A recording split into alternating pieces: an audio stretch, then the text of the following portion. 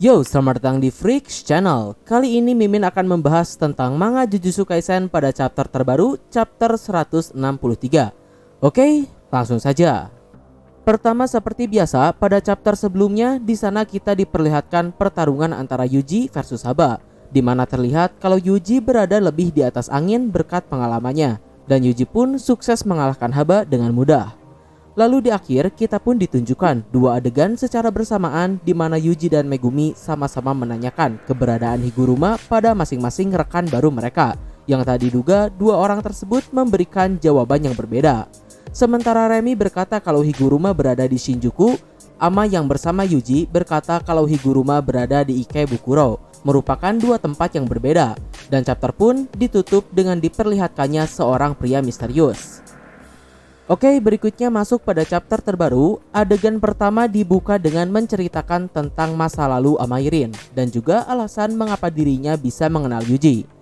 Jadi di sini diceritakan kalau dahulu Amai ini merupakan orang yang sering bergaul dengan para tukang bully, bukan untuk ikut membuli, melainkan agar dirinya tidak menjadi target bullying seseorang.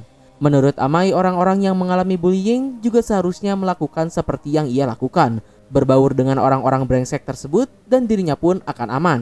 Bahkan terkadang Amai pun juga akan ikut mendapatkan dalam tanda kutip hadiahnya dengan berada di sekitar mereka. Tapi kemudian ketika Amai dan grupnya ini sedang membuli seseorang, di sana Yuji datang dan menghajar mereka kecuali Amai. Karena itulah Amai mengenal Yuji, sedangkan Yuji tidak mengenal Amai. Berikutnya adegan pun kembali ke timeline saat ini. Di sini Yuji dan Amai telah sampai di sebuah teater, di mana menurut Amai, teater tersebut adalah markas Higuruma berada.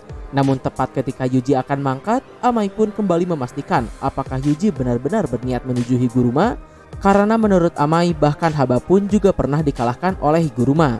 Tapi Yuji pun menjawab kalau dirinya juga mengalahkan Haba, jadi seharusnya tak perlu ada yang dikhawatirkan. Dan yap, selanjutnya Yuji pun akhirnya masuk ke dalam teater. Tapi di sisi lain, setelah Yuji pergi, di sini Amai terlihat menyesal dan meminta maaf pada Yuji karena ia tidak mengatakan suatu hal padanya. Tapi terlepas dari itu, berikutnya adegan pun berganti pada Megumi. Di sini tadinya Megumi berniat pergi ke Shinjuku sekalian melewati Ikebukuro. Tapi sayangnya Remi kemudian berkata kalau Ikebukuro merupakan tempat yang memiliki persediaan melimpah. Jadi ada kemungkinan besar kalau mereka akan bertemu dengan player lain. Dan Remi juga menambahkan dua alasan lain, yaitu pertama jalannya lebih mudah dan kedua apartemennya sudah dekat karena ia ingin mandi terlebih dahulu. Mendengar hal tersebut, Megumi pun tak memiliki pilihan lain. Lalu berikutnya sesampainya di apartemen Remi, ternyata di sana Megumi sudah disambut oleh pria misterius yang muncul di akhir chapter sebelumnya, yang kemudian terungkap pria misterius tersebut bernama Regi. Di sini Regi pun mengatakan pada Megumi kalau dirinya telah ditipu. Mendengar hal itu, Megumi pun langsung memberikan tatapan mengintimidasi pada Remi. Namun kali ini Remi tidak takut karena menurutnya Regi itu sangatlah kuat. Dan kemudian dengan wajah yang seolah berkata merepotkan, Megumi pun mengeluarkan Shikigami-nya.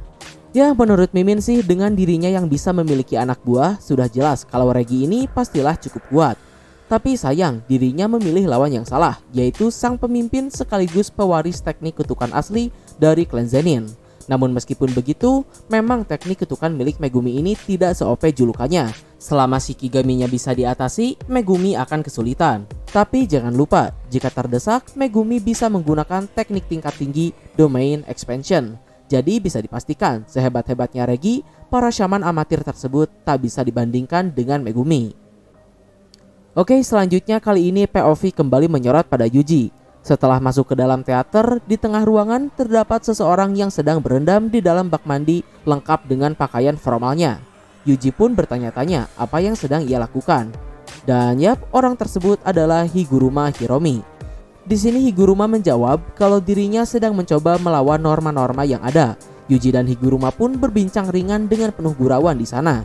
Melihat kepribadian Higuruma yang santai ditambah fakta dirinya juga merupakan shaman modern, Yuji pun berpikir kalau ia akan memiliki kesempatan untuk bernegosiasi.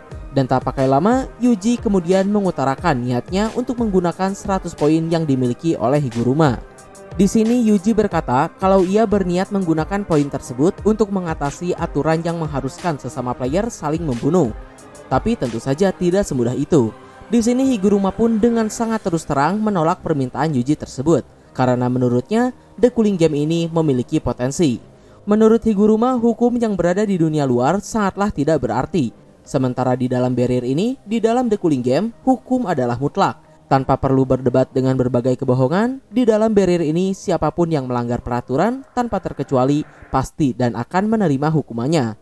Maka dari itu Higuruma yang semasa kerjanya sebagai pengacara terus menyaksikan berbagai kebohongan dan kebobrokan dari suatu hukum, ia pun merasa kalau sistem aturan dan hukuman yang berada di The Cooling Game ini benar-benar luar biasa. Maka dari itu Higuruma tak berniat untuk mengganggu apalagi mengakhiri The Cooling Game.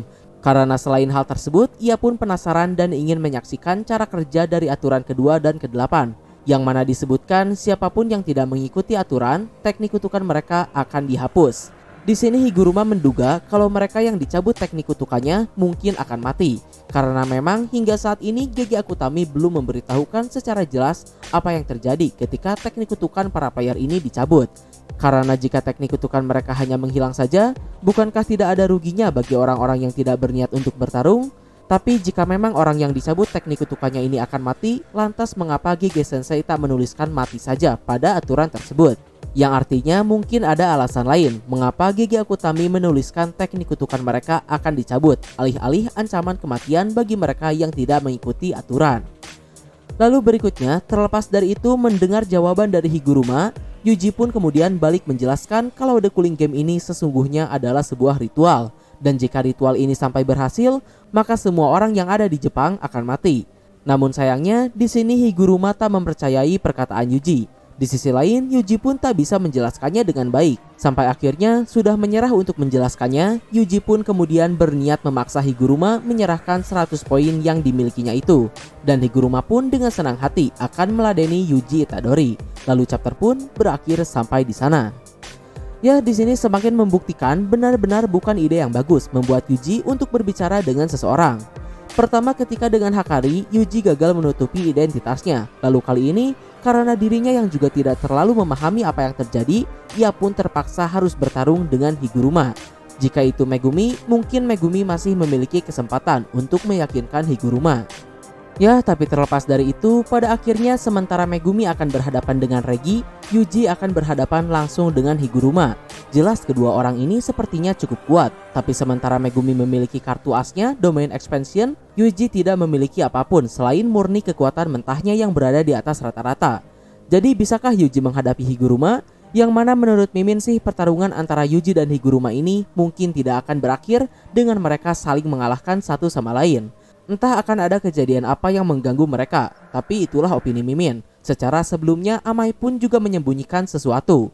Jadi kita lihat saja apakah hal yang disembunyikan oleh Amai ini akan berdampak pada Yuji dan Megumi atau tidak.